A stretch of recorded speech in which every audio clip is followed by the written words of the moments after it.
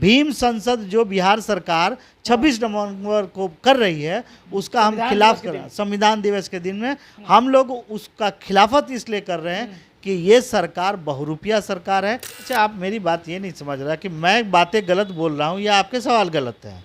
आप नीतीश कुमार का इतना क्यों आप समर्थन कर रहे हैं? नीतीश कुमार का हम समर्थन नहीं कर रहे हैं कि जब से क्या किया है दलितों के लिए? तो रही किया था कि बेटा जाओ तुम तेजस्वी को मुख्यमंत्री बना दो। क्या इसलिए पैदा हुआ था कि बेटा तुम पैदा इसलिए हो रहे हो कि चिराग पासवान को सीएम बना देना? उनके साथ यौन उत्पीड़न हो रहा है, कानूनी उत्पीड़न हो रहा है, जातीय उत्पीड़न हो रहा है। मुसलमानों के साथ धर्म के नाम पर उनके मस्जिद जलाए जा रहे हैं, उनके मदरसों को लूटा जा रहा है। तो बाबा साहब भीमराव अंबेडकर के बिना बिहार और देश की राजनीति एकदम ठप पड़ जाती है। सभी को बाबा साहब अंबेडकर की जरूरत है। तो अभी देखिए बिहार में एक भीम परिचर्चा किया जा रहा है, भीम संवाद किया जा रहा है, भीम संसद लगाया जा रहा है। तो देखिए अभी हमारे साथ में आज़ाद समाज पार्टी बिहार के प्रदेश प्रवक्ता डॉक्टर वीरेंद्र भास्कर जी हैं। हम बात करना चाहेंगे, स्वागत करना चाहेंगे सर। सबको क्रांतिकारी जय भीम। जी, बिहार में भीम संवाद हो रहा है, भीम परिचर्चा हो रहा है और बाबा साहब इतना जरूरी हो गए, लेकिन उनके लोगों का स्थिति क्या है इस देश में? देखिए, भीम विचार परिचर्चा या भीम संसद जितनी भी चीज़ें बाबा साहब भीमराव अंबेडकर के नाम पे किए जा रहे हैं वो एक ज़रूरी आवश्यक तत्व है। एक अच्छी बात है कि लोग ये चर्चा समाज में अब नीचे तबके पर कर रहे हैं और राजनीतिक पार्टियां आज इनका गुणगान कर रही है। यानी कहीं ना कहीं समतामूलक समाज की आवश्यकता सबको आवश्यक प्रतीत हो रही है। लेकिन इसमें बहुत सारे दल बहुरूपीय बन के लोगों को ठगने का काम कर रहे हैं। जैसे कोई चोर उचक्का भी किसी देव पुरुष का वेश धारण करके और अच्छी अच्छी बातों कर को ठगने का काम करता है। यही कुछ दल भी हैं जो बाबा साहब भीमराव अंबेडकर के सिद्धांतों पे नहीं चलते हैं, लेकिन उनका फोटो लगा के तस्वीर बेचकर काम कर रहे हैं, ना कि उनकी लकीर पर चल रहे हैं। हमारा विरोध जो है इसी बात का है कि बाबा साहब का जो मौलिक सिद्धांत था, समतामूलक समाज की बात थी, पाखंडवाद का विरोध था, इसीलिए 22 प्रतिज्ञा की बात की थी। और आज ये जितने लोग आज गुणगान कर रहे हैं ये सब उलट लोग हैं। अब तो जैसे ये इतना सारा जब बात कर रहे हैं तो ये तो इसके लिए आरजेडी तो कर ही रही है।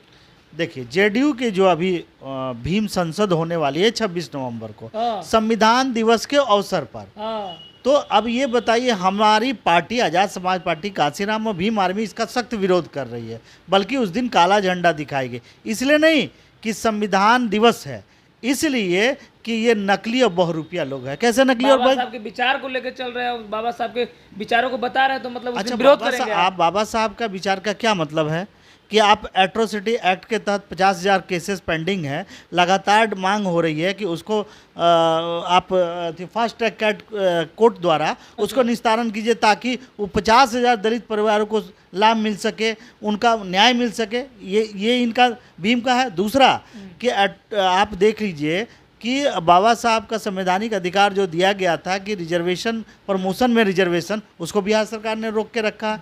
आज आप देखिए कि बिहार में खास करके आरजेडी के लोग जो उनके समर्थक हैं लगातार दलितों पर विरोध हमले कर रहे हैं, उत्पीड़न कर रहे हैं। आप देखिएगा मॉब लिंचिंग का काम हो रहा है, प्रशासन बेकाबू हो रहा है। तो ये सब चीज़ें आप कहना चाहते हैं कि बाबा साहब भीमराव का सपनों को साकार कर रहे हैं?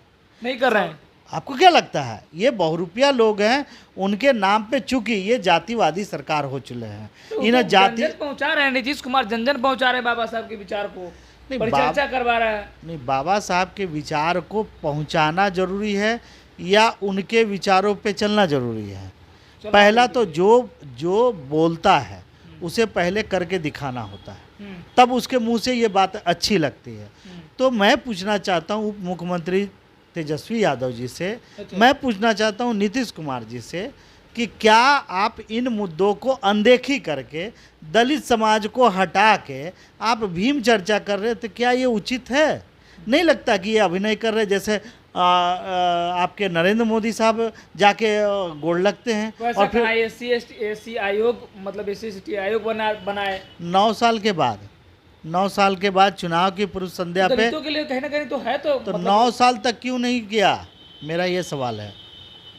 क्या ये गैर संवैधानिक काम था कि आप राज्य अनुसूचित जाति आयोग का गठन करते हैं? क्या ये गैर संवैधानिक चीज़ था कि आप SC/ST एट्रोसिटी एक्ट के तहत जो भी केस लंबित पड़े हैं उसको आप कोर्ट द्वारा निस्तारण कर देते हैं? क्या ये गैर संवैधानिक था, बाबा साहब के सपनों के खिलाफ था कि आज भी दलित जाता है तो थानों में उनका केस नहीं लिया जाता है? आए दिन उसके कारण से हत्याएं और बलात्कार हो रही हैं। भीम आर्मी को थाना में जाना पड़ता है, आए दिन वीडियो आते हैं, शर्म नहीं आती है? ये थाना का क्या बना के रखा है आपने? यही तो लोग बने हुए हैं SC/ST आयोग में अध्यक्ष। हमारे लोग, मैंने क्या कहा शुरू में ही, मैंने कहा कि ये बहुरूपीय लोग हैं जो सत्ता के रोटी खाने में मशगूल है और उनको समाज से कोई लेना देना नहीं है। मैं ये कहता हूँ कि जिस संविधान के तहत आप मुख्यमंत्री बने हैं, उप मुख्यमंत्री बने हैं या विधायक बने हैं, तो जरा आपको सोचना चाहिए कि उसी कानून में कुछ प्रावधान है और राज्य के कुछ उद्देश्य होते हैं। अच्छा। और उद्देश्य होते हैं कि शोषित वंचित समाज, कमज़ोर समाज की रक्षा करना, लोगों को न्याय दिलाना, शासन प्रशासन को आम लोगों के लिए मुहैया कराना। ये क्या कर रहे हैं? VIP का आप देखिएगा, एक बार में जाते हैं तो 4-4 थाना उनके पीछे चलता है, और जब एक दलित की हत्या होती है तो लाश गायब हो जाता है, एक भाई गायब हो जाता है। आप खुसरोपुर में देखिए, सर पर मुता जाता है 1500 के लिए, और उस पर ना मुख्यमंत्री ना उप मुख्यमंत्री कोई ट्वीट करते हैं। तो कह रहे हैं नीतीश कुमार के हम दलितों का अपमान हरगिज बर्दाश्त नहीं करेंगे। अच्छा, आप मेरी बात ये नहीं समझ रहा कि मैं बातें गलत बोल रहा हूँ या आपके सवाल गलत हैं? आप नीतीश कुमार का इतना क्यों आप समर्थन कर रहे हैं? नीतीश कुमार का हम समर्थन नहीं कर रहे हैं कि जब से किया है दलितों के लिए? तो रही है सब चीज, धीरे धीरे तो काम तो हो रहा है ना। SC/ST आयोग बना, चचा भतीजों की सरकार 33 सालों से है। हाँ। अब ये नीतीश कुमार कितने सालों से हैं? करीबन 2-3 टर्म तो मुख्यमंत्री, 8 बार मुख्यमंत्री बने। तो क्या इनको समझ में नहीं आता कि जिसका वोट लेते दलित महादलित बनाते हैं, तो इनको ये नहीं समझ आता है कि महादलित जो हैं उनके साथ यौन उत्पीड़न हो रहा है, कानूनी उत्पीड़न हो रहा है, जातीय उत्पीड़न हो रहा है, मुसलमानों के साथ धर्म के नाम पर उनके मस्जिद जलाए जा रहे हैं, उनके मदरसों को लूटा जा रहा है। तो ये सब चीज़ें आपको दिखाई नहीं देती? आप देखिए क्या संदेश देना चाहते हैं? लेकिन कहा जाता है कि बिहार में बहुजन की सरकार है, SC/ST OBC बनाम 15% की सरकार है, तो फिर इस देश में भी अति पिछड़ा नरेंद्र मोदी जी अति पिछड़े बैकवर्डों के नेता कहे जाते हैं, लेकिन उनका क्या काम है? बढ़ावा देते हैं। अभी मालूम है जंतर मंतर पर एक लोग बैठे हुए हैं, कहते हैं कि सनातन धर्म के खिलाफ जो बोलेगा उसका सर काट के लाओ, 10 करोड़ रुपया दूंगा। बाजाब्ता लगा के रखा और खुलेआम कह रहे हैं कि हम संविधान को नहीं मानते हैं। ये है देश का प्रधानमंत्री जो दिल्ली में बैठे हुए लोगों को गिरफ्तार तक नहीं करता है, जो संविधान के विरुद्ध बात करता है, खुलेआम संविधान को नहीं मान रहा है। तो मुझे ये कहना है कि इन बहुरूपियों की खिलाफत हम कर रहे हैं। भीम संसद जो बिहार सरकार 26 नवंबर को कर रही है, उसका हम खिलाफ कर रहे हैं। संविधान दिवस के दिन में हम लोग उसका खिलाफत इसलिए कर रहे हैं कि ये सरकार बहुरूपिया सरकार है, बाबा साहब के सपनों को साकार नहीं कर रही। अगर हमने विरोध नहीं किया तो यही जमाना कहेगा कि तुम कहाँ मर गए थे। अगर तुम जिंदा कौम होते तो जरूर इस नाटक को रोकते, इस नाटक का पर्दाफाश करते। इसी विचार के तहत हम इसका विरोध कर रहे हैं, काला झंडा दिखा रहे हैं। मैं आपको एक कहानी बताता हूँ, दलितों के साथ बिहार में क्या हो रहा है। नोटबंदी हुई, एक मेरे महादलित भाई जूता का दुकान किए थे। अच्छा। जूता का दुकान नोटबंदी के कारण कम चलने लगा। इसके बाद आ गई कोरोना काल, उसमें पूर्णबंदी हो गई। वो जब जमा पूंजी खा गए, अब वहाँ के यादव के साथ उनकी लड़ाई हो गई, और लड़ाई का ये मसला हुआ कि उनको रोज़ दिन जान से मारने की धमकी दे जा रही है, तो घर छोड़ दिए, यानी कमाई वो भी ख़त्म। और अब वो घर पे जाके हमेशा ये चिंतित रहते हैं कि मेरे बाहर रहने से मेरे परिवार का क्या होगा, इसलिए वो बाहर भी कमाने नहीं जा सकते। ये बिहार की स्थिति है, ये महादलित की स्थिति है। ये बताएंगे कि बिहार में दलितों के ऊपर मतलब यादव समाज का ज़्यादा कहर ढाया जा रहा है। देखिए, यादव समाज का मतलब होता है कि कुछ ऐसे यादव हैं जो उत्पाती किस्म का है। सवाल इस पर है कि मुश्किल इस पर है कि उनका जो समाज है, यादव समाज, इन उपद्रवियों और बदमाश यादवों का समर्थन करता दिखता है। ये दुख की बात है। और लोग खुलेआम भी कहते हैं यादव की सरकार है। अब यहाँ सवाल ये है कि जो यादव सामाजिक न्याय की बात करता था, आज वो सामाजिक या अन्याय की बात करता है। RJD के लोग जो जिस सरकार का कसम खाते हैं उस सरकार के सिद्धांतों के खिलाफ काम कर रहे हैं, महादलित दलित के साथ अत्याचार कर रहे हैं। ऐसा उनको नहीं करना चाहिए। कानून का राज लाइए, नहीं तो किसी दिन अगर छिटक गया तो सोच लीजिए ये शोषण आपके साथ भी हो सकता है। आपके चैनल के माध्यम से अपनी जनता को देना चाहता हूं कि राजनीतिक तौर पे मजबूत होइए और बाप बेटे और बेटे, अभी क्या है, सीएम को बना दीजिए चिराग पासवान को, तेजस्वी को मुख्यमंत्री बना दीजिए, राहुल गांधी को प्रधानमंत्री बनाइए, तेजस्वी को मुख्यमंत्री। मैं ये पूछ रहा हूँ कि हमारे माँ बाप ने पैदा किया था कि बेटा जाओ तुम तेजस्वी को मुख्यमंत्री बना दो। आप ये बताइए, दुसाध समाज जो है, पासवान समाज, क्या इसलिए पैदा हुआ था कि बेटा तुम पैदा इसलिए हो रहे हो कि चिराग पासवान को सीएम बना देना, और उसका जब बेटा होगा तो तुम्हारा बेटा उसको सीएम बनाएगा। यहाँ घास गढ़ने के लिए आए हैं बाकी समाज के लोग, वो भी मुख्यमंत्री बनेंगे, वो भी विधायक बनेंगे।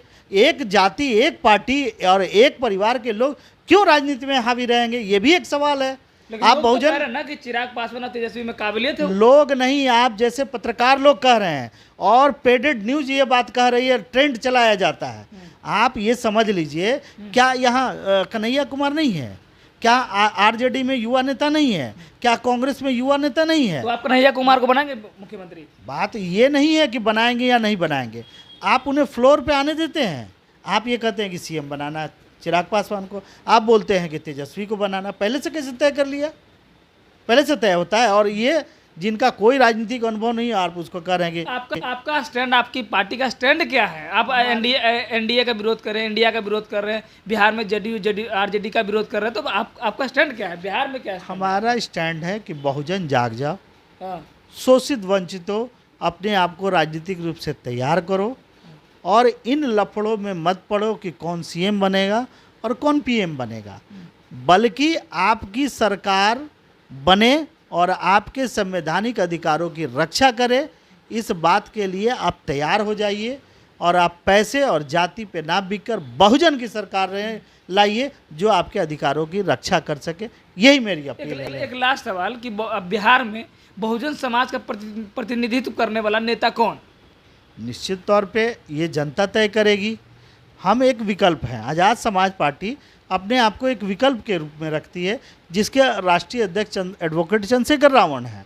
अगर वो मध्य प्रदेश में, मान लीजिए राजस्थान में, छत्तीसगढ़ में एक हुजूम, एक नया जोश पैदा किया है, तो बिहार की जनता क्यों नहीं ऐसा कर सकती है? क्यों नहीं नया नेतृत्व कर सकते? जयप्रकाश नारायण आए थे, इंदिरा गांधी उखड़ गई, लालू जी आ गए, नीतीश जी आ गए। यही बिहार क्रांति की धरती है। हो सकता है यहाँ की जनता अगर ऊब गई होगी तो नया कुछ विचार करेगी। अब चुनाव आते आते देख लीजिए क्या बनती है। लेकिन हम कुल मिला के यही कहते हैं, आपने जो कहा एनडीए और इंडिया की बात कहा, हम निश्चित तौर पे एनडीए का समर्थन नहीं कर सकते हैं। इसलिए हम बहुजन की सरकार चाहते हैं। अगर शोषित वंचितों के अधिकारों की रक्षा का संपूर्ण आश्वासन मिलता है, कार्रवाई करते हैं, अगर अपना एक्ट दिखाते हैं, तो हम बहुजन की सरकार का समर्थन करने। चलिए, तो आपने साफ तौर पे सुना कि बिहार में भीम संसद, भीम परिचर्चा की जा रही है आरजेडी जेडीयू के द्वारा, लेकिन इन्होंने साफ तौर पे कहा कि 26 नवंबर संविधान दिवस के दिन हम इसका पुरजोर विरोध करेंगे और बताएंगे कि बाबा साहब के नाम तो लेकर कर रहे हैं, लेकिन बिहार में और देश में क्या है दलितों की स्थिति। आज भी दलित समाज के लोगों के ऊपर शोषण हो रहा है। जब भी थाने में FIR करने के लिए जाते हैं तो उनका FIR नहीं लिया जाता है, और देश में और पूरे बिहार में किस तरह से दलित समाज को हर रोज़ शोषण किया जा रहा है। एक तमाम सारे मुद्दे पर हमने चर्चा किया। उन्होंने साफ तौर पर कहा कि जिस तरह से बाबा साहब ने एक कल्पना किया था कि बिहार नहीं पूरे देश में, इस देश में समतामूलक समाज बने, लेकिन आज समतामूलक समाज के नाम पर लोग ठगी कर रहे हैं। बाबा साहब के विचारों को लोग बेचकर राजनीति कर रहे हैं। बाकी इस वीडियो के माध्यम से आप लोग क्या समझते हैं, अपनी प्रतिक्रिया हमारे साथ साझा जरूर करिएगा।